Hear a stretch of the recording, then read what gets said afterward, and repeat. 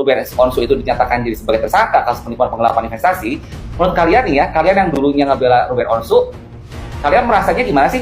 Apa ngerasa jadi berbalik, atau tetap membela Ruben Onsu, atau malah membela Sarwendah? Gua pribadi nih ya, dalam hal ini tetap bela Ruben.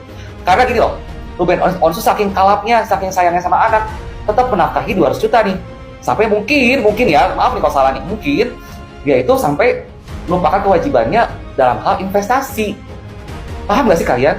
Itu karena Ruben Onsu terlalu memikirkan permasalahan anaknya. Jadi kenapa Ruben Onsu itu selalu sayang sama anak-anaknya sampai melalaikan kewajibannya, sampai melupakan soal investasi yang dilakukan terhadap orang lain gitu, ngerti gak? Itu garis besarnya. Kalau gue pribadi tetap bela Ruben, karena gue pribadi sebagai seorang ayah nih ya, kalau ngelihat kita dijauhkan dari anak, ya, terus kita juga ada satu video yang gue lihat katanya sampai di stop Ruben Onsu memberikan nafkah terhadap Sarwendah ya.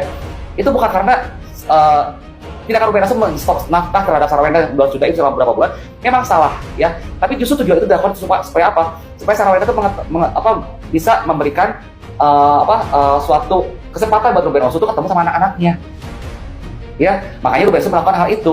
Nah, sampai kemarin gue juga Sarwendah juga sampai kayak histeris lah, sampai kayak tantrum ya, sampai waktu diketemukan mediasi sampai gagal lagi 2 kali. Gue lihat Sarwendah tuh dikasih kesempatan tapi tidak digunakan dengan sebaik-baiknya. Pertama, waktu dia minta datang ke podcastnya Densu, yang harusnya dia mengatakan yang sebenarnya untuk menarik simpati masyarakat, malah kebalikannya jadinya, benar nggak? Malah melihat ada banyak kebohongan Sarwendah di sananya. Itu menurut versi gue pribadi. Lalu kemarin waktu mediasi, bukannya mereda, bukannya menahan emosi, malah jadi tantrum. Ini 2 hal yang menurut gue pribadi yang aneh luar biasa tuh. Nanti nggak? Aneh luar biasa apa ini? Dan satu sisi lagi nih, Ruben Onsu sekarang tetap jadi tersangka, buat gue pribadi tetap harus Ruben Onsu. Karena mungkin dia melalaikan kewajibannya karena memikirkan masalah rumah tangganya ini, karena terlalu sayang sama anak-anaknya loh. Nanti nggak? Kalau misalkan nggak sayang sama anak-anaknya, mungkin masa bodoh lah. Dia pasti memikirkan soal investasinya, soal kewajibannya terhadap orang lain. Sampai akhirnya Ruben Onsu tuh tetap aja tersangka. Kasihan nggak kalian sama Ruben Onsu? Coba, ayo, kasihan nggak? Gue tanya. So, ya, jangan bawa-bawa soal HIV lah, ya, soal HIV. HIV itu nggak terbukti. Kalau Ruben Onsu HIV, mungkin nggak meninggal dari kemarin. Kalian tahu sendiri kan HIV itu cepat bikin orang meninggal. Nanti nggak menggerogoti jadi kurus kering. Ruben Onsu kurus kering kan? Gue tanya, enggak loh. Dia tetap segitu-gitu aja. Bahkan Ruben Onsu terkenalnya awet muda.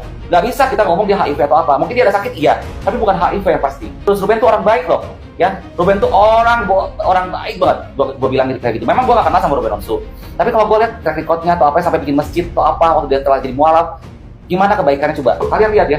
Selama dalam permasalahan ini dia banyak diam. Tiba-tiba gong, ada kasus penipuan dan penggelapan. Nah, mikir artinya apa? Dia tuh banyak menelan semua kepedihannya, banyak menelan semua permasalahan dalam hati. Bahkan dia walaupun jadi host misalnya di pagi-pagi ambiar atau apa atau